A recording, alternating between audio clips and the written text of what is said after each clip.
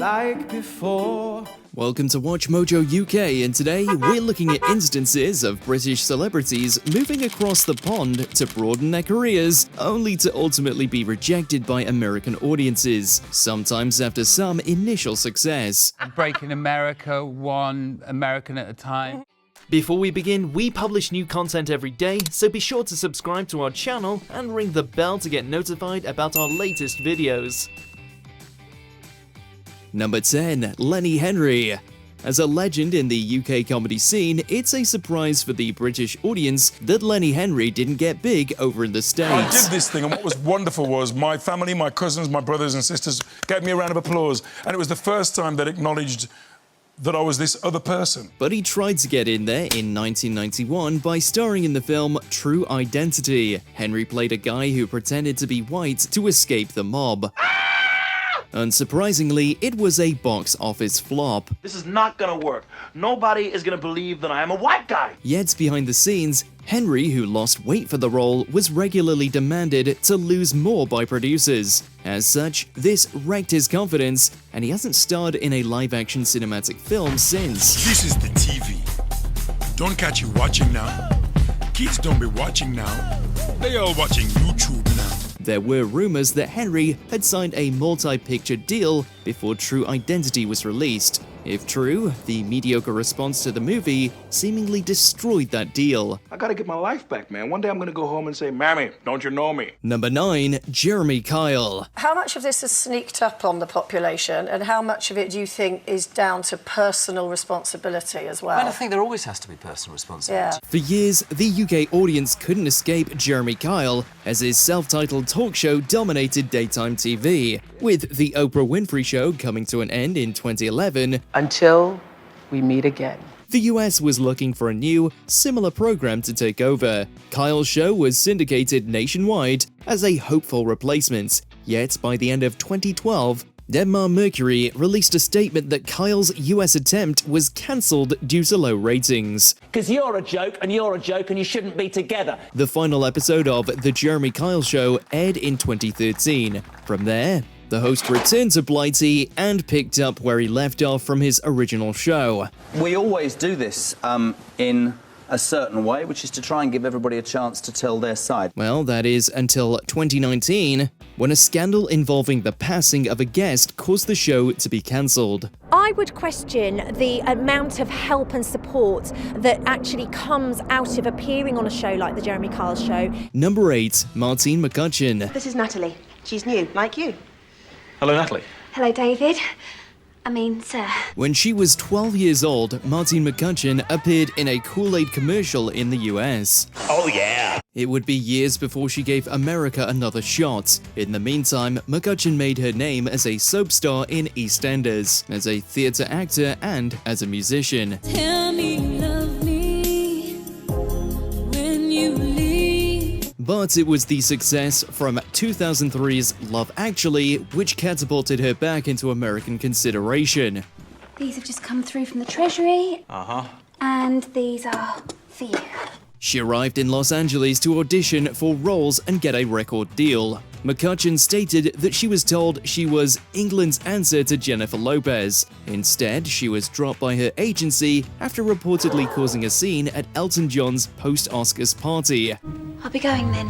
McCutcheon claimed it was due to the cutthroat business in Hollywood. I had never been in this league of actors for movies, and I felt like an imposter. Number 7. Adele Silva. With several spells at Emmerdale that began in 1993, Adele Silva was one of the UK's biggest soap stars. It's been so difficult since your dad died. Do you think I don't know that? In 2007, she left the Dales to pursue other projects. This eventually took her to the States to see what work she could get there. But it wasn't the work Silva was probably hoping for. She was photographed working as a shop assistant for a Ted Baker store in Los Angeles, and she'd reportedly set up a dog-walking business too. I was feeling so inadequate. However, in 2015, Silva claimed she didn't go to crack Hollywood, but rather to travel. After returning to the UK, she popped up in Emmerdale briefly and appeared in a few other projects. In 2013, Silva announced her retirement from acting to become a teacher. Quite the business opportunities you had in mind, eh? Number 6. Robbie Williams. Please don't minimise my success. Robbie Williams burst onto the music scene as part of Take That.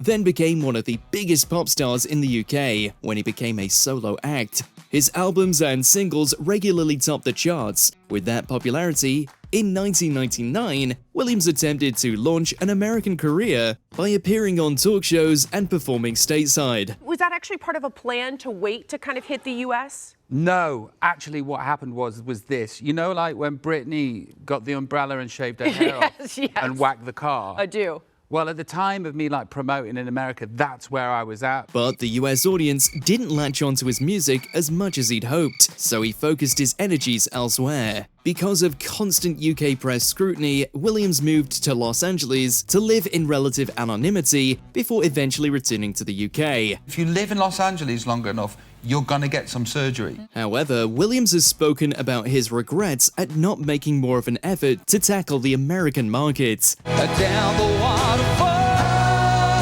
ever it may take me. Number 5. Anton Deck. From Long Beach, California, please welcome Matt Napoli. If you were to ask any Brits who the best TV presenters are, a huge amount would state Anton Deck. The Newcastle duo of Anthony McPartlin and Declan Donnelly first jumped on the scene as actors, then musicians as PJ and Duncan. When autumn leaves were on the ground, we had long walks together with no one around. And finally as record-breaking hosts. And take the ping pong challenge. After that success, in 2008, America came calling with a rebrand of Wanna Bet. However, 6 episodes in, it was canned due to low ratings. Anton Deck blamed the lack of support from ABC on their failure. We're having a few wardrobe malfunctions at the moment. You're really going to have to brace. Like, brace more than you think. Ready? 1, 2, 3. Years later, the US was interested in their own version of Anton Deck's Saturday Night Takeaway. However, NBC seemingly didn't want the duo. Instead, they created Best Time Ever with Neil Patrick Harris, which was canned after 1 season. Do you know the best thing about this? Is Deck's wife is our manager, so she would have signed all of this off. Number 4. Cheryl. I'm so excited to be starting, fresh, and everything's new to me, and I'm re-challenged, and nobody knows who I am. Cheryl rose to fame in the UK pop scene as a member of Girls Aloud, which had one top 10 hit after another. We girls gonna run this. With that popularity, she juggled a solo career alongside being a judge on the X Factor. Simon even brought in one of the English judges. It's a singer, her name is Cheryl Cole, to be a judge in the American version. In 2011, Simon Cowell took his show stateside and brought Cheryl to reprise her judging role. However, after filming 1 episode, she was dropped. Reportedly, Cheryl struggled to mesh with her US co-workers, and there were concerns her strong Newcastle accent would be tricky for the American ear. All you can do is make the best of it now. To make it worse, she couldn't return to the UK version as her role had already been filled. Cheryl filed a $2.3 million lawsuit against the US producers for loss of earnings that was settled in 2013. Cheryl has been shown the door on the X Factor, and the reason, because Fox execs are afraid you and I cannot understand her thick Newcastle, England-based accent. Number 3. Russell Brand. But when I came here to America, I was really surprised. Everyone seems really, really cool. After rising up in the stand-up comedy scene, Russell Brand began transitioning into films. In 2008, he was part of the well-received Forgetting Sarah Marshall. And I feel terrible. That stupid English voice, was that me? Yet Brand was annoyed he wasn't more popular in the States. Why? And his UK popularity wasn't helped by a controversial practical joke on Andrew Sachs on Brand's radio show. A lot of negativity, a lot of sniping and snidey remarks. People going, oh yeah, He's a has-been, it's over, he's in his greatest hits era. Brand kept getting acting gigs for a while, such as 2010's Get Him to the Greek, They're all here to see me! and 2011's Arthur. But Brand's quirky and abrasive nature, as demonstrated during his interview on Morning Joe in 2013, and various arrests, Officer, which law prevents this radiant stranger from finding the magical in the mundane? began to grate on the US, and the high-quality roles dried up. In recent years, Brand has become a conspiracy theorist and has been accused of assault several times. Is this what you all do for a living? Yes! Okay, but I'm here to... Okay, well, let me help you. Number 2, James Corden. Of all of the current late-night hosts, who is your least favourite? After hitting the big time with Gavin and Stacey in the UK, James Corden was seemingly everywhere. In 2015, the US came a-calling and offered him The Late Late Show with James Corden. But eventually, Americans began to get annoyed by him. I mean, this is kind of a boring conversation. On top of criticism for singing over the musicians in carpool karaoke, interrupting guests in interviews, and questionable film roles, Corden's career spiraled in 2022 after he was banned by the New York restaurant Balthazar after being rude to their staff. I made a sarcastic, rude comment. The controversy and the flip-flopping on an apology didn't put Corden in a good light. When I become president of hell, I'm going to make super hell and put James Corden in it. Especially when other bad PR stories came out. As such, it's no surprise Corden's stint as a US TV host ended in 2023.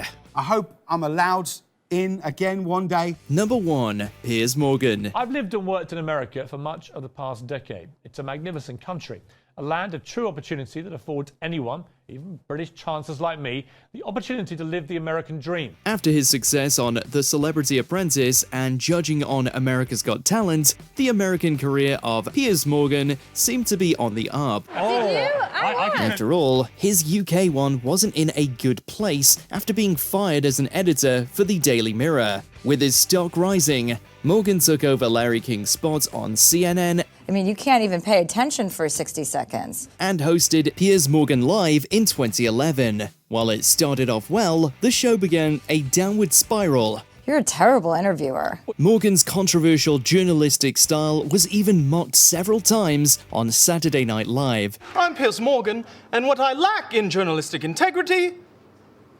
Tonight, we'll talk with several public figures accused of misleading the American people. His approach to the firearm debate also inspired a petition asking for Morgan to be deported. In 2014, Morgan held his last show as he was dropped due to low ratings. I'm departing to spend more time with my cricket bat. I'd like to thank my amazing team. Who do you think would thrive in the United States? Let us know in those comments below. It's the best of both worlds. It's not very normal for that to happen to me, but it was pretty cool, yeah.